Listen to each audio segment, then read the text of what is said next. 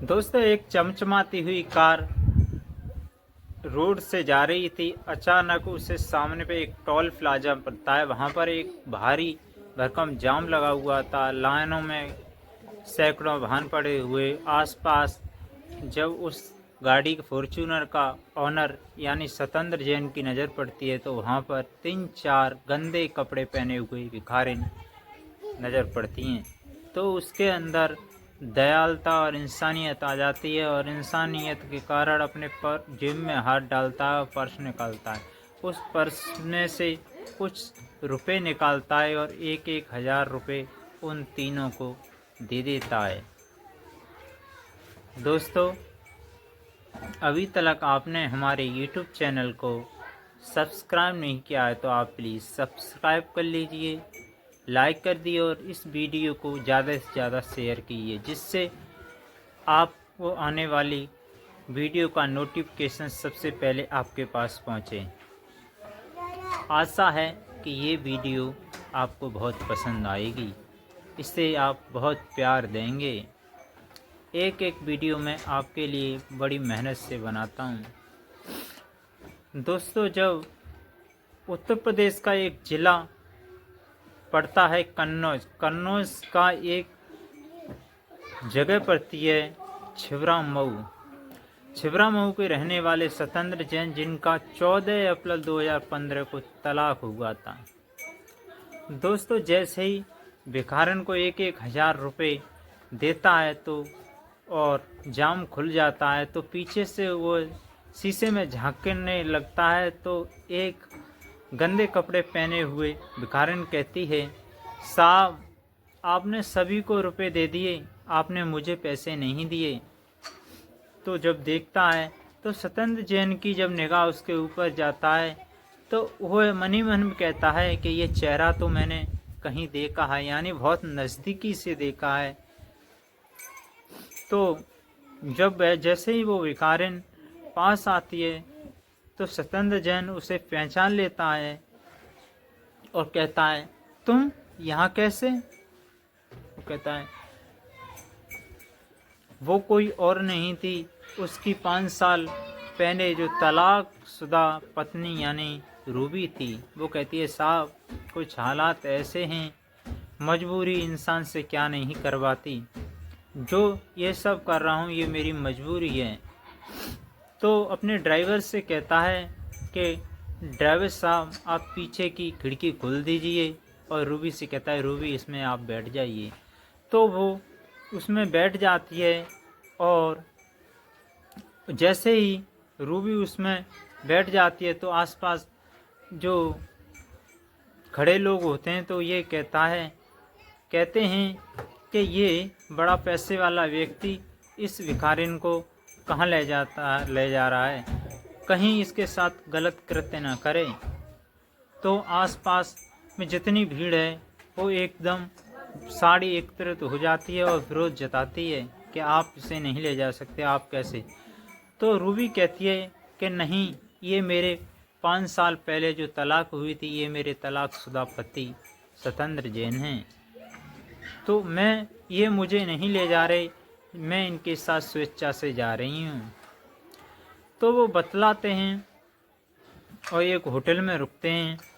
Hotel में रुकने के बाद दोनों के बीच वार्तालाप होता है कि रूबी, तुमने मेरे खिलाफ कोर्ट में तलाक के कागज़ याचिका दायर की थी और तुम दोनों के बीच एक कॉम्प्रोमाइज़ हुआ था, 40 लाख का वो मैंने पैसे दिए थे। तो रूबी आंखों में आंसू भरकर बोलती है कि ये मेरा संयोग नहीं था, तलाक जरूर हुई लेकिन ये इसमें मेरी रजामंदी नहीं थी। तो सारी वाकया वो बताती है कि मेरे जो जीजा होते हैं वो बड़े लालची होते हैं, लालची किस्म के होते हैं। जो मेरे माता पिता थे, मेरी मम्मी भाई बड़े जीजा जी की बात मानते थे और ये सारा उन्हीं के कहने पे किया था। मैं भड़क गई थी, मैं बहक गई थी। तो होटल में रुकते हैं और अपने नौकर से कहते हैं कि भाई साहब ये कुछ पैसे ले जाइए, एक जोड़ी चप्पलें और एक बढ़िया सी साड़ी ले आइए। नौकर वहाँ से आता है, रूबी के हाथ में थमा देता है कि रूबी जाइए, इस होटल के अंदर एक महिला स्नानागार है, उसमें जाके आप नहा लीजिए और ये कपड़ा आप चेंज कर लीजिए। रूबी जब कपड़ा चेंज करके आती है तो हालात कुछ भी हो, चेहरा मोहरा वार्तालाप चाल चलन वही पहले वाला, मानो कि कोई नई नवेली दुल्हन हो। तो कहता है सत्येंद्र जैन कि देखो, मैं कुछ अर्जेंटली कुछ काज के लिए मैं दिल्ली जा रहा हूँ। दिल्ली जाने के बाद मैं जैसे ही जल्दी लौटूंगा और आप अपना मुझे पता लिखवा दीजिए। पता ले लेता है और सत्येंद्र जैन वहाँ से निकल जाता है। और वो जैसे ही दिल्ली पहुँचता है तो अपने सारे कार्य काज वो जल्दी में निपटा लेता है और सीधे वो अपनी फॉर्च्यूनर गाड़ी से आ जाता है और एक होटल में जाके रुक जाता है। अब तो मानो रूबी उसकी याद में और सत्येंद्र जैन में एक दूसरे की जो वार्ता थी, जो संबंध थे, उन्हें याद करके करवट बदलने लगते हैं। उन्हें याद आती है, उन्हें नींद नहीं आती। सत्येंद्र जैन कहते हैं कि हे भगवान, कैसे ही जल्दी सुबह हो, मुझे रूबी से मिलना है, यानी रूबी के पास जाना है। रूबी भी कहती है, इधर सत्येंद्र जैन जल्दी आ नहीं पाते, इधर रूबी तैयार होकर अपनी झुग्गी झोंपड़ी यानी रूम से वो भिक्षावृत्ति के लिए चली जाती। सत्येंद्र जैन उसके बताए हुए पते पर पहुंचते हैं। इधर रूबी अपनी रोजचर्या की भांति, रोजी की भांति वो भीख मांगने चली जाती है। सत्येंद्र जैन को जो एड्रेस दिया था वहाँ पर नहीं मिलती, तो सत्येंद्र अपने ड्राइवर से कहता है कि ड्राइवर साहब, जिस जगह रूबी जी मिली थी आप वहीं ले चलिए। तो जैसे ही पहुँचता है सत्येंद्र जैन, जो कि धनाढ़ था, साधन संपन्न परिवार से था, तो रूबी को लिफ्ट देता है और कहता है कि आप मेरी गाड़ी में बैठिए। तो रूबी कहती है कि साहब आप मेरे साथ चलिए मेरी झोंपड़ी में। तो रूबी जैसे सत्येंद्र जैन को लेके अपने कमरे में पहुंचती है, तो जैसे ही किवाड़ खुलती है तो बेड के ऊपर एक फ़ोटो लगी थी, जिस पर नज़र सत्येंद्र जैन की पड़ती है। और सत्येंद्र जैन कहता है कि रूबी, हमारा तुम्हारा तो एक फैक्ट हुआ था, यानी हमने आपको 40,000 रुपये दिए थे, उसका क्या किया था और इस आपके साथ मेरे फ़ोटो का क्या मतलब है। तो बताती है कि पैरों में सिर रखे कहती है, हे प्रिय, हे कंठ, इसमें मेरी कोई गलती नहीं थी, ये सारा मेरे पिता, भाई और लालची जीजा ने किया था, उन्हीं के भड़कामे में आ गई थी, आप मुझे प्लीज़ माफ़ कर दीजिए। तो वो सारा वाक़या आपने बताती है कि मेरे जीजा बड़ा ही लालची हरामखोर निकला था, जो कि मेरे माता पिता उसकी बात मानते थे। तो वो कहते हैं कि तुम तलाकशुदा हो, तुम्हारी हर एक लड़का शादी के लिए तैयार नहीं होगा, तो आप एक प्लाट ले लीजिए, उसमें एक मकान बना दिए। तो जीजा 30 लाख रुपए निकाल लेता, उस प्लाट के नाम पर ले लेता है और बाकी 10 लाख रुपए मेरे घर वाले ले लेते हैं। कुछ समय के बाद मेरे भाई की शादी होती है, तो भाभी अनेकों प्रकार की यातनाएं और ताने दे देती है, यानी जो उसकी भाई की पत्नी उसे फूटी आँख नहीं देखती है और कह देते हैं सारे माँ बाप, भाई भाभी के तू यहाँ क्या करेगी, तू कहीं भी रहे। तो मैं घर छोड़ के चली आई और अपने जीजा जी के पास पहुँची। जीजा जी से जब मैंने बातें की तो जीजा भी मेरे साथ अच्छा बर्ताव नहीं करते थे। जीजा ने भी मुझसे कहता है कि तू अपने सगे पति की नहीं हुई तो हमारी क्या होगी, तू कहीं भी जा। तो मैं मजबूरन बस यहाँ आई, कोई काम धाम था नहीं, तो मैंने इस टोल प्लाजा के अंदर एक चीज़ नोटिस की के भिखारिन हैं, इन्हें भी मजबूरी बेसा रहा है, ये भी भीख मांग रही है। तो मैंने इनसे बातें की और मैं भी काम पे चली आई।